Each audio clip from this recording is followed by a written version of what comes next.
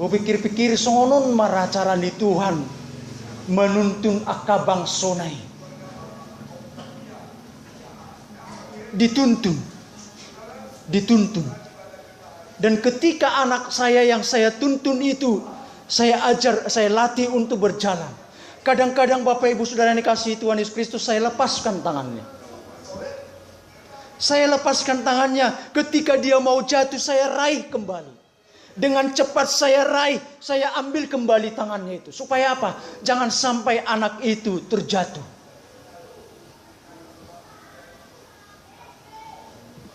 Saudaraku yang dikasihi Tuhan Yesus Kristus, ada satu pelajaran yang sangat menarik dari seekor burung Raja Wali. Konon katanya Bapak Ibu, burung Raja Wali itu besar sekali. Bobot tubuhnya itu ataupun badannya itu bisa mencapai 200 kg. Dan biasanya burung Raja Wali itu menempatkan sangkarnya jauh di puncak perbukitan.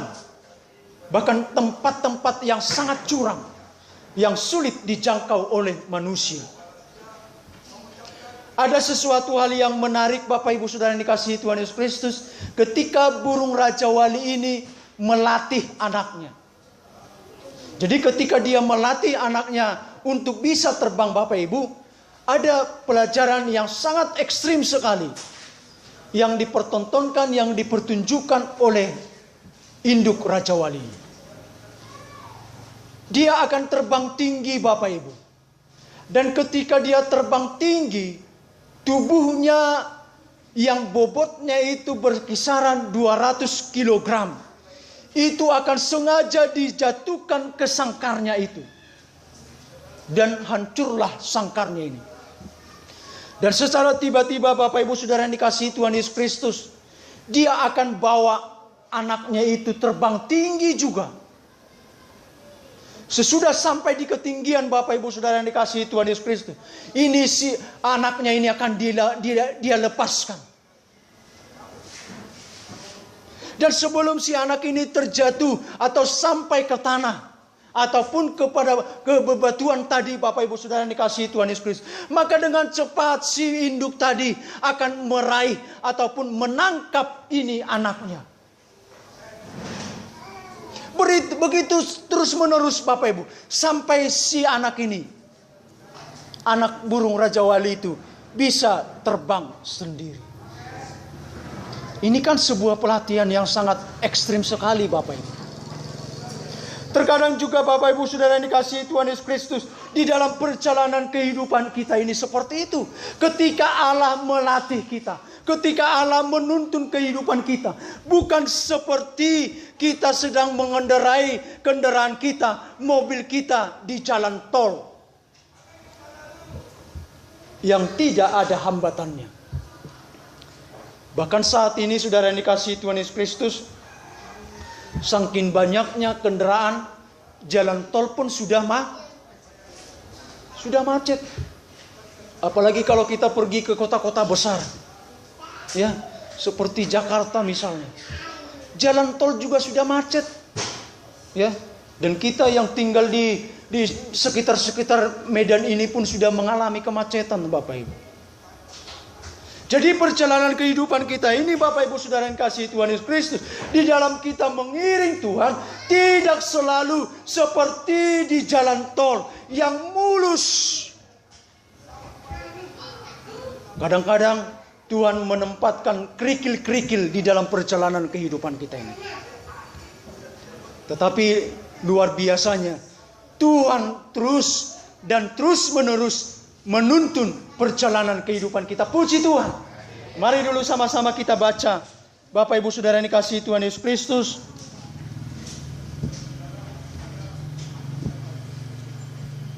di dalam Mazmur 37 ayat yang ke-24. Kalau ada salah seorang kaum ibu, coba dibaca dulu Mazmur 37 ayat yang ke-24.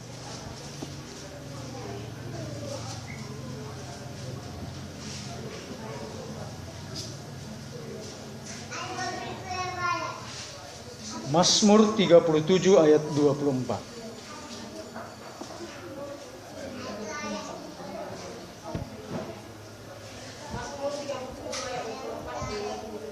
Apabila ia jatuh, tidaklah sampai tergeletak, sebab Tuhan menopang tangannya. Haleluya. Puji Tuhan. Haleluya.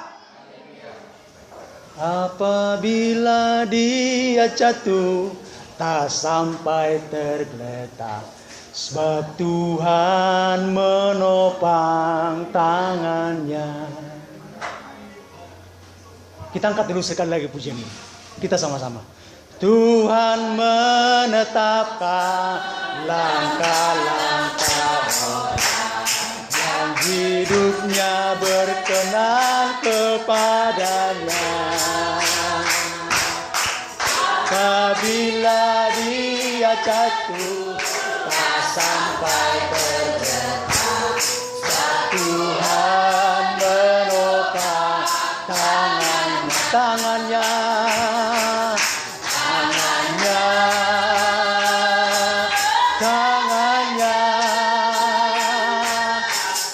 Tuhan menopang tangannya. Apabila dia jatuh, tak sampai tergeletak, sebab Tuhan menopang tangannya. Puji Tuhan. Luar biasa jaminan yang daripada Tuhan. Ketika kita jatuh, Bapak Ibu Saudara yang dikasihi Tuhan Yesus Kristus, Tuhan katakan tidak sampai tergeletak, Bapak Ibu. Sama seperti ketika saya menuntun anak saya tadi, ya. Ketika dia mau jatuh tidak saya biarkan, tetapi tangannya itu saya raih kembali. Inilah ketika kita belajar tentang yang namanya menuntun. Jadi bukan hanya kita sebagai orang tua, kita menuntun anak-anak kita. Demikian juga dengan Bapa di surga. Bukankah kita ini dikatakan bahwa kita adalah anak-anaknya? Puji Tuhan. Puji Tuhan. Haleluya. Kita adalah anak-anak Tuhan. Kita adalah anak-anak Allah. Itu sebabnya Tuhan juga menuntun kita. Dan bukan hanya bangsa Israel yang dituntun oleh Tuhan. Perjalanan kehidupan kita juga dituntun oleh Tuhan. Oh, itu sebabnya Yosua berani berkata, kami pun akan beribadah kepada Tuhan. Itu sebabnya bangsa Israel berani berkata, kami pun akan beribadah kepada Tuhan. Karena apa? Karena mereka sadar bahwa perjalanan hidup mereka oleh karena tuntunan Tuhan. Puji Tuhan. Yang kedua, Bapak Ibu Saudara yang dikasihi Tuhan Yesus Kristus, mengapa bangsa ini mau memilih beribadah kepada Tuhan, ataupun mereka berkomitmen beribadah kepada Tuhan? Yang kedua, Bapak Ibu Saudara yang dikasihi Tuhan Yesus Kristus, masih di dalam ayatnya yang ke-17 tadi. Sebab Tuhan Allah kita, Dialah yang telah menuntun kita dan nenek moyang kita dari tanah Mesir, dari rumah perbudakan, dan yang telah melakukan tanda-tanda mukjizat yang besar. Yang melakukan tanda-tanda mukjizat yang besar. Sekali lagi Bapak Ibu Saudara yang dikasihi Tuhan Yesus Kristus, bangsa Israel bisa keluar dari tanah perbudakan. Itu semuanya oleh karena mukjizat yang dikerjakan, yang dilakukan oleh Tuhan kepada mereka. Ketika mereka sudah keluar dari tanah perbudakan, sekarang ada persoalan baru yang ada di depan mereka. Persoalan apa, saudara? Yaitu laut mati, laut Tiberau. Persoalan yang baru datang menghambat mereka. Tetapi Bapak Ibu Saudara yang dikasihi Tuhan Yesus Kristus, laut yang begitu dalam, laut yang begitu luas, oleh karena kuasa Tuhan bisa kering. Haleluya. Sehingga bangsa yang banyak itu bisa keluar, bisa berjalan di tanah yang kering. Ini sesuatu mujizat yang luar biasa. Mereka sampai sudah melintasi laut yang kering itu, saudara. Persoalan juga ada.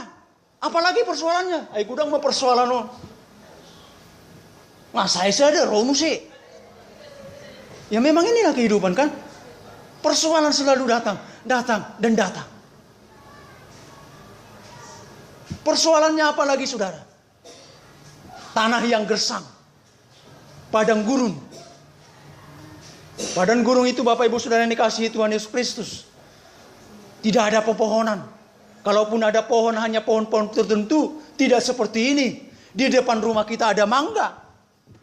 Di depan rumah kita, di samping rumah kita ada nanas. Ada durian dan lain sebagainya.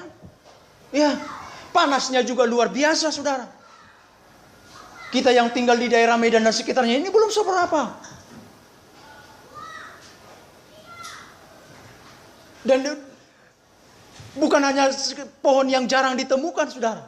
Bukan hanya panasnya yang luar biasa, dinginnya juga luar biasa. Bahkan dikatakan 1 derajat Celcius. Kalau kita punya AC di rumah, 18 saja kita buat ataupun di bawahnya itu sudah dingin. Bisa-bisa kita menggigil. Apalagi 1 derajat Celcius. Dingin. Nah setelah itu Bapak Ibu Saudara yang dikasihi Tuhan Yesus Kristus. Bangsa itu mengalami kelaparan. Bangsa itu mengalami kehausan. Apakah Tuhan membiarkan? Tidak Bapak Ibu. Tuhan kirimkan apa? Kirimkan burung puyuh. Mereka mengalami kehausan.